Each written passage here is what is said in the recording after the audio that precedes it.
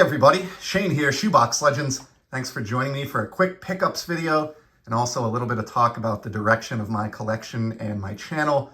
We're going to start with a card that's going out the door before we look at some of the new additions.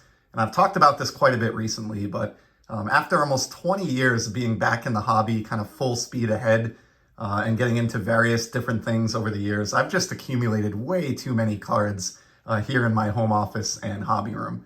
And in recent years, quite honestly, and especially in the last maybe year or the last few months, I've really been feeling the pull towards reducing the size of that collection, condensing down, selling off some unwanted stuff, getting rid of some bulk that isn't for a fit, and really streamlining my collection into kind of the ultimate collection that I feel it could be. And so towards that end, I've been working on some sales. And in a recent video, I showed a lot of 52 Topps Commons that I sold off.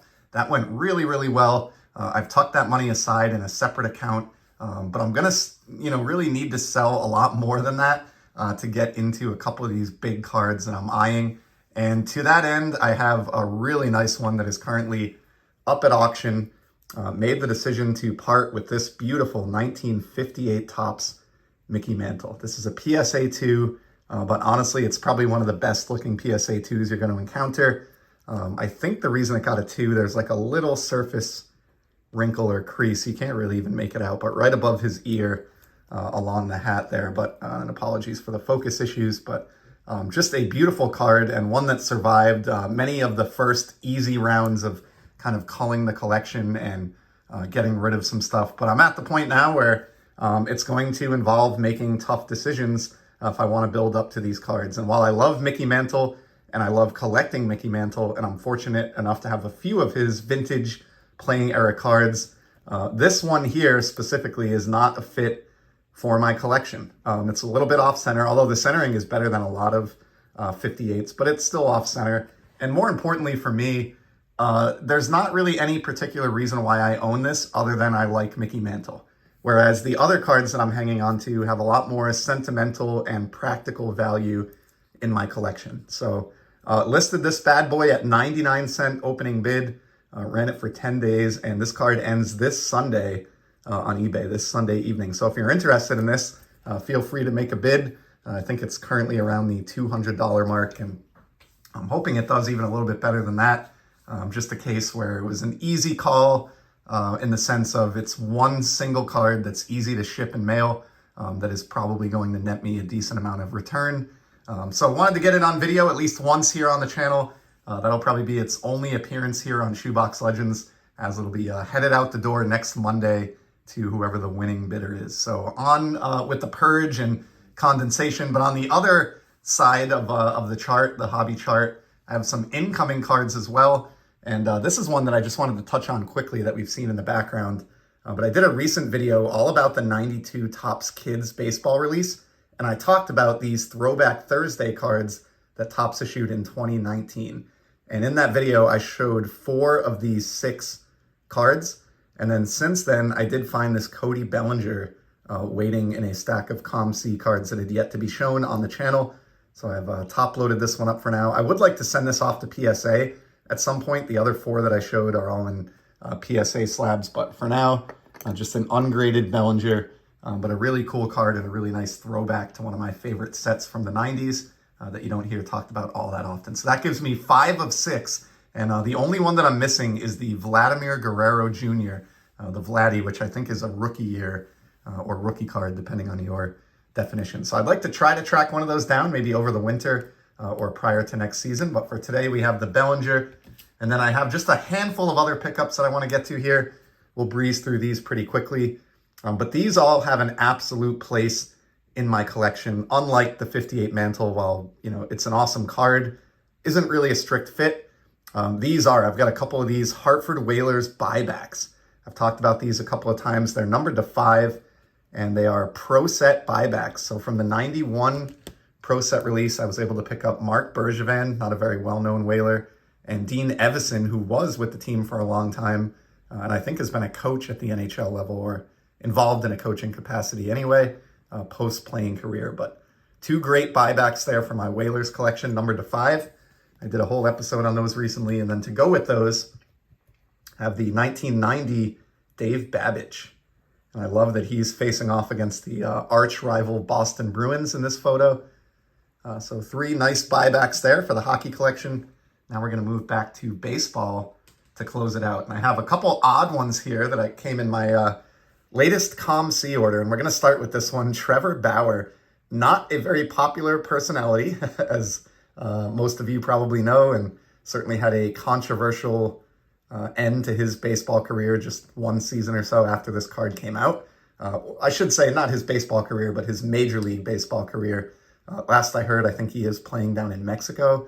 But the reason I picked this up, it's an Independence Day parallel from 2020.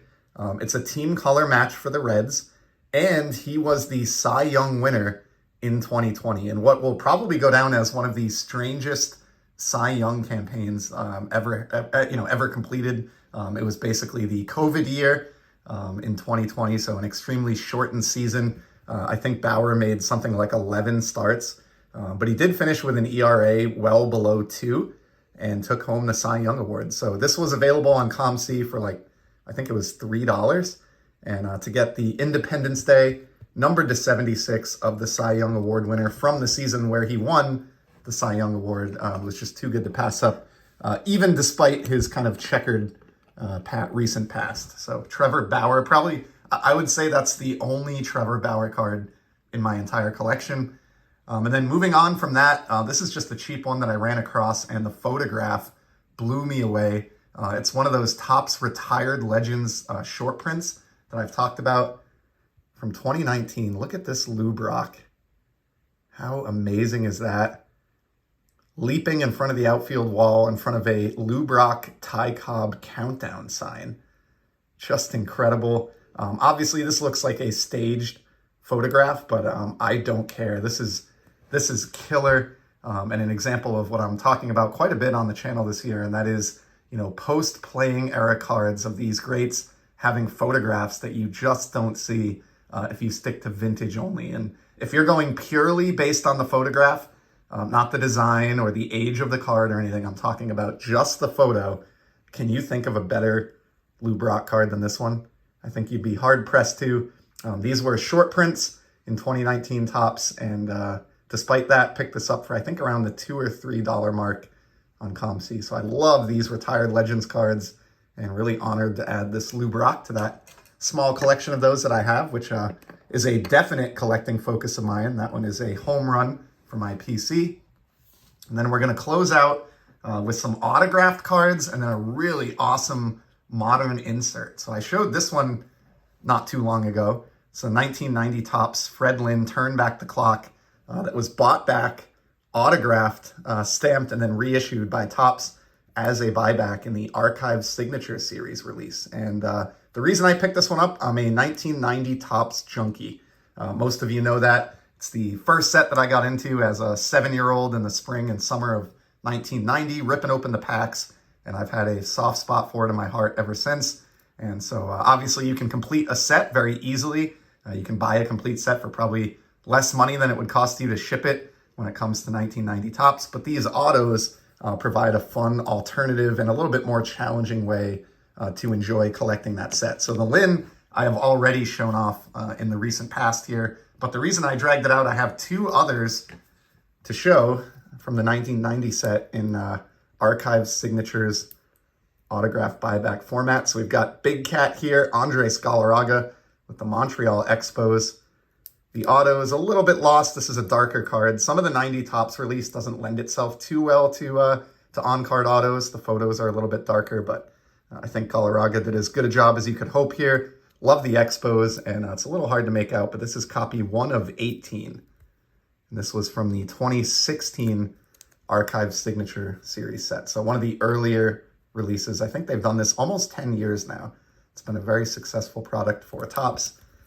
Andres is card number 720 on the checklist. And I know I will never collect the entire set in autographed format. That's not the goal of going after these, but it's just fun to accumulate, as many of them as I can, and to kind of keep a saved search and one eye open for these cropping up over time. So the last one that I have on the autograph front, this is a brand new edition.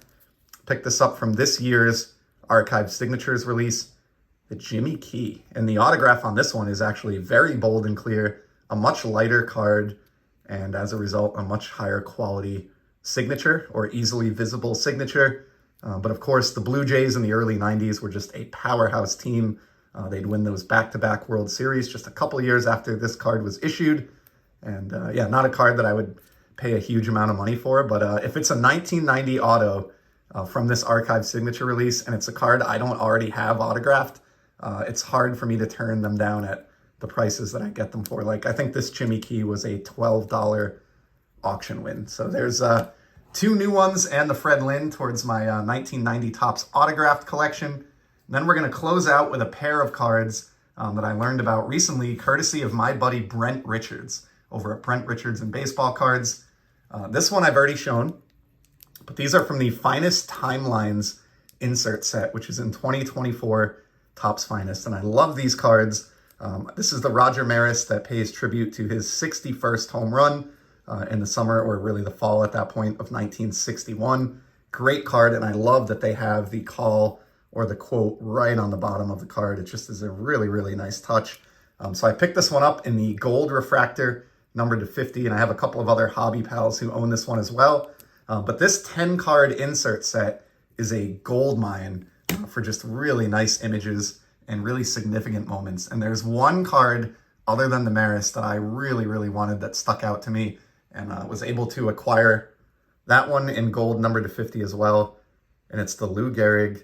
Of course, this is the scene from his incredibly sad, but incredibly poignant and meaningful July 4th speech to the fans at Yankee Stadium and his teammates, just announcing his retirement from baseball and the bad break that he got with his medical condition, and just, you know, a really incredible and touching moment in baseball history. Something that I have read about in books, you know, since the time I was a wee little kid, first learning about baseball way back in the summer of 1990, and a story and a man who have inspired and impressed me really ever since. And I can't think of a better card that specifically pays tribute to that speech and that moment than this insert. And it was a no-brainer to grab this. I know I'm probably looking like a Yankees fan today between the Gehrig and Maris golds here and the Mickey Mantle to start off the video, but I'm not the average Red Sox fan who detests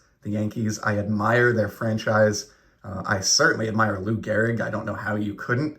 And I'm really, really pleased that I was able to track down one of the 50 gold copies of that 2024 Finest Timelines, featuring that incredible and very sad moment. So that's going to be the final card in today's video. Went a little bit longer than I hoped to here at 13 minutes, but I truly appreciate your time. It's been nice seeing off the 58 Mickey Mantle there. I'm glad I got him a few minutes at least of airtime to kind of document the fact that I owned that at one time.